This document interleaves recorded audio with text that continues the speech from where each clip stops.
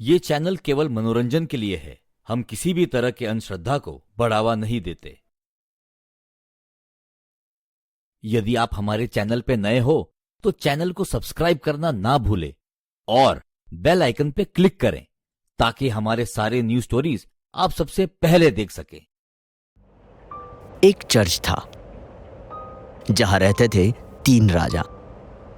जैसे एक मायाम में 2 तलवारें नहीं हो सकती, ठीक उसी तरह एक राज्य में 3 राजा कैसे हो सकते हैं। बस इसी के बाद से उन राजाओं में आपसी मतभेद होना शुरू हुआ, जो उनके राज्य समेत उनको भी ले डूबा और वो चर्च एक खंडर बन गया। कहानी है आज से काफी साल पहले की, जब गोवा के कैलकेशियम नाम की जगह पर एक चर्च स्थित था।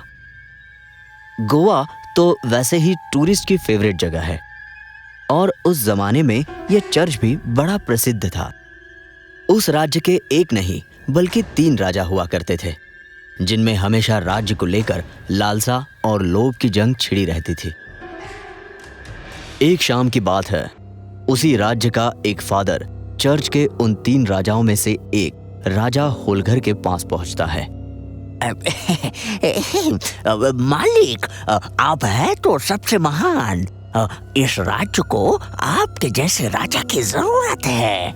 आपको ही यहाँ का इकलौता राजा घोषित कर देना चाहिए और राजगद्दी के लिए आपसे बेहतर कोई भी नहीं। लेकिन उन दोनों राजा के जीते जी मुझे अकेले राजगद्दी पर बैठने और राज करने का शौक कभी नहीं पूरा होगा। लेकिन हाइनेस, उनके जीते जी ना, लेकिन उनके मरने के बाद तो मरने के बाद तो ये मुमकिन है ना? हे फादर, ये तुम क्या बोलता है? उनके मरने के बाद मतलब क्या मैं उन्हें मार दूं? बिल्कुल हाइनेस, आपको उन दोनों राजा को मार देना चाहिए और इस कार्य में मैं आपकी मदद करूंगा। हो, लेकिन अगर मैं उन्हें मार दूंगा तो प्रजा भड़क उठेगी और फिर मेरा जनाजा उठते समय नहीं लगेगा। लेकिन महाराज, पता कैसे चलेगा? और आप उन्हें सामने से नहीं बल्कि धोखे से मारिएगा। मैं आपको एक तरीका बताता हूँ। वो फादर राज्य का बहुत ही मामूली इंसान था, पर दिल का बहुत काला था। वो राजा होलगर को उन दोनों के खिलाफ भड़काकर सत्ता का कुछ हिस्सा पाने की लोभ में था। ओके, तुम बात तो सही बोला। आखिर कब तक मैं इन दोनों से यूं ही लड़ता रहूं? अब तो इस किस्से को खत्म करना ही बेहतर है। साथ ही अब दौलत का सिर्फ 3रा हिस्सा नहीं बल्कि पूरे दौलत का मालिक मैं बन जाऊंगा। राजा होलगर हमेशा से एक लालची राजा रहा है। तीनों राजा में सत्ता को लेकर हमेशा लड़ाइयां चलती रही। अब ऐसे में अगर वो दोनों राजा न रहे तो होलगर पूरे राज्य का इकलौता राजा बन जाएगा। इसीलिए वो उस फादर के साथ मिलकर एक योजना बनाता है। राजा होलगर दूसरे दोनों राजा को एक रात खाने पर बुलाता है, एक शांति के प्रस्ताव को लेकर। वो दोनों राजा भी होलगर के डिनर इनविटेशन पर चले जाते हैं।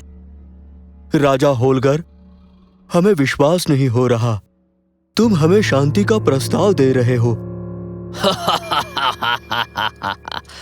मुझे लगता है कि हम तीनों को आपस में राज्य का बंटवारा कर लेना चाहिए ताकि हम झगड़ते न रह जाएं। ये बात तो तुमने बिल्कुल सही कही है।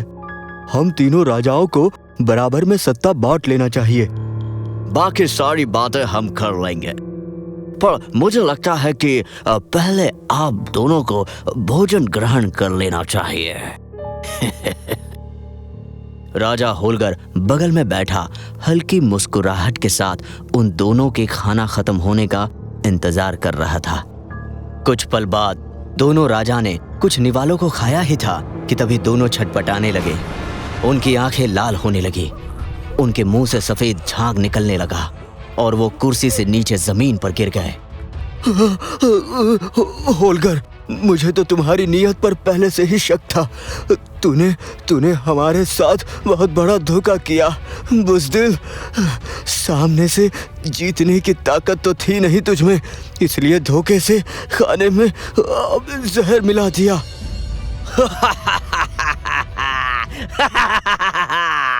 हे मैन, अब ये पूरा राज्य मेरा होगा। अब यहाँ के 3 नहीं, सिर्फ एक राजा होगा और वो होगा राजा होलगर। राजा होलगर उसी रात उस अघोरी की मदद से उन दोनों राज्य के मृत शरीर को चर्च के पीछे एक सुनसान कब्रिस्तान में ले जाकर दफना देता है। अगले दिन पूरे शहर में यह खबर आग की तरफ फैल गई थी कि चर्च के वो दोनों राजा ने खुदकुशी कर ली। कुछ लोगों को यह सच लग रहा था, पर कुछ लोगों को ये साजिश लग रही थी। हाइनेस, अब तो आप राजा बन गए हैं। कितने अच्छे कपड़े हैं आपके। लेकिन आपने जो मुझे वादा किया था वो पूरा करिए। ए मैन, कौन सा वादा?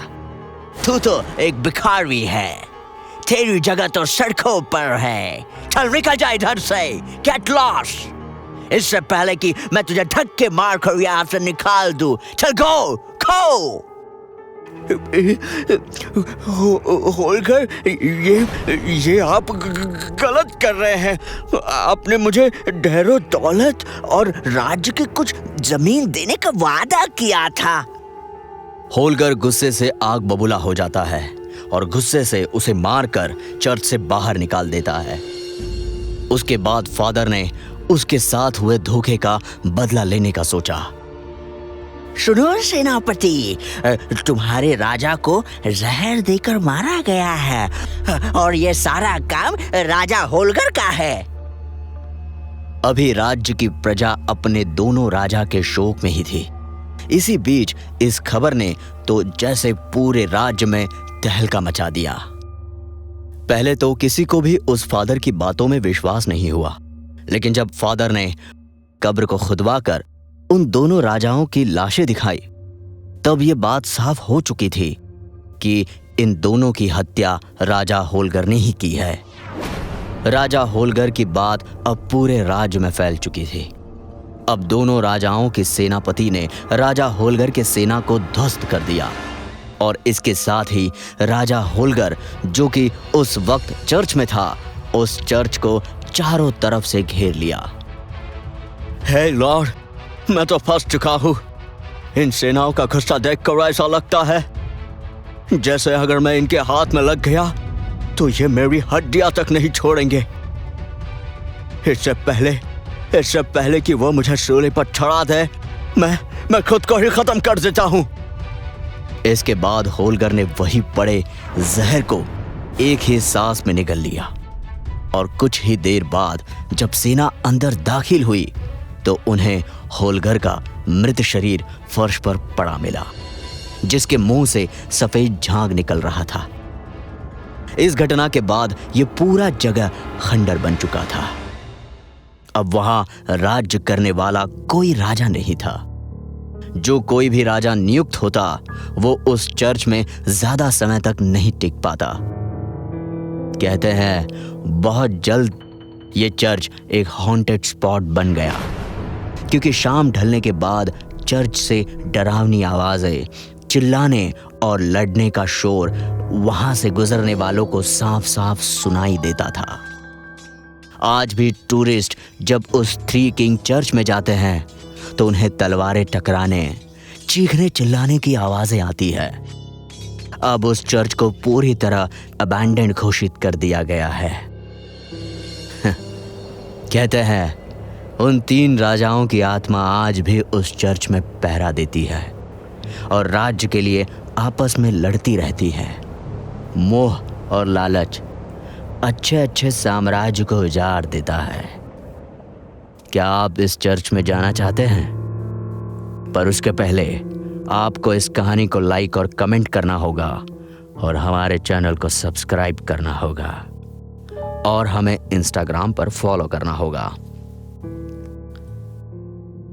अगर आपको ये स्टोरी अच्छी लगी हो तो लाइक करें और हमें कमेंट करके ये बताएं कौन सा पार्ट आपको बहुत पसंद आया, और अपने दोस्तों के साथ शेयर करना ना भूलें।